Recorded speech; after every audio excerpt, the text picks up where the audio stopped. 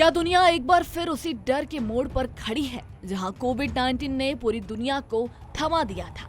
Lockdown, mask और खाली सड़कें, ये सब यादें अभी धुंधली भी नहीं हुई थी कि अब अटलांटिका क्रूज शिप पर हंता वायरस के मामलों ने लोगों की चिंता फिर से बढ़ा दी है। सोशल मीडिया से लेकर आम लोगों तक एक ही सवाल गूंज रहा है, क्या अब फिर से वही हालात लौट सकते हैं? हालांकि WHO ने इस पर बड़ा बयान देते हुए साफ कर दिया है कि ये वायरस कोविड-19 जैसा नहीं है और ना ही इसके महामारी बनने की कोई मजबूत संभावना दिख रही है। Today, 7 individuals of the 147 passengers and crew have been reported ill. Sadly, 3 have died.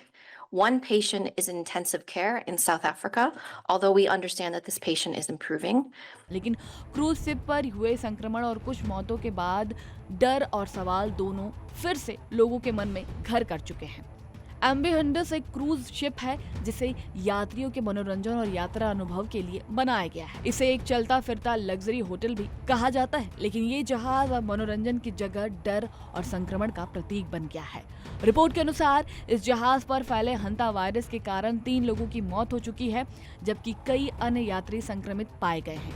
इस घटना की शुरुआत 1 अप्रैल 2026 को हुई, जब ये क्रूज अर्जेंटीना के उशुआया से अपनी यात्रा पर निकला था। जहाज पर कुल 147 यात्री और क्रूज मेंबर सवार थे और ये अटलांटिक महासागर के दूर दराज हिस्सों से गुजर रहा था, जहां ना तो नजदीकी अस्पताल थे और ना ही तत्काल मेडिकल सुविधा।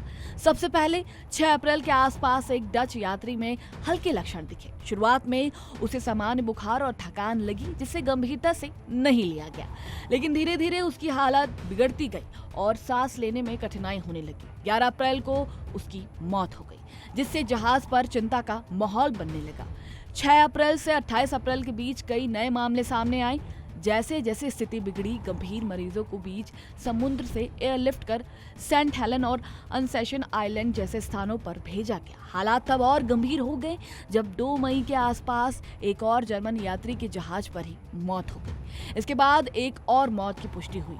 जांच और टेस्टिंग के बाद ये स्पष्ट हुआ कि जहाज पर हंता वायरस का संक्रमण फैल चुका है। 6 मई तक कुल 8 संदिग्ध मामले सामने आए हैं, जिनमें से 3 की पुष्टि लैब टेस्ट से हुई है। इसी बीच 3 लोगों की मौत की भी पुष्टि हो चुकी थी। इसके बाद पूरे क्रूज शिप को क्वारंटाइन कर दिया गया है और सभी यात्रियों को उनके कैबिन में आइसोलेट कर दिया गया। WHO भी इस पूरे मामले पर सक्रिय हो गया है।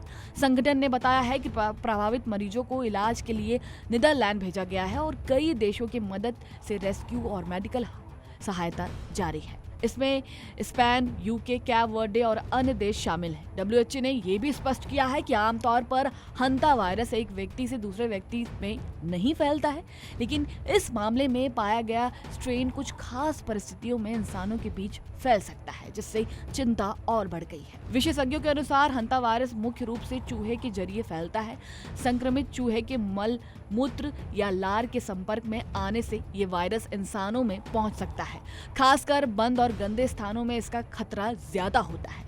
ये वायरस हवा के जरिए भी फैल सकता है यदि संक्रमित कण वातावरण में मौजूद हो। संक्रमण के लक्षण तुरंत सामने नहीं आते हैं और इन्हें दिखने में 1 से 8 हफ्ते तक लग सकते हैं।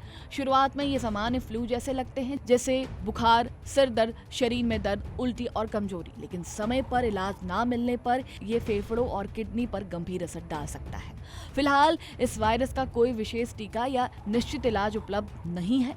मरीजों का इलाज लक्षणों के आधार पर किया जा रहा है और गंभीर मामलों में ICU या वेंटिलेटर सपोर्ट की जरूरत पड़ सकती है। डॉक्टरों की सलाह है कि इससे बचाव की सबसे प्रभावी उपाय है चूहे से दूरी बनाए रखना, साफ सफाई पर ध्यान देना और बंद जगहों की सफाई करते समय मास्क और सुरक्षा उपाय अपनाना बेहद जरूरी है।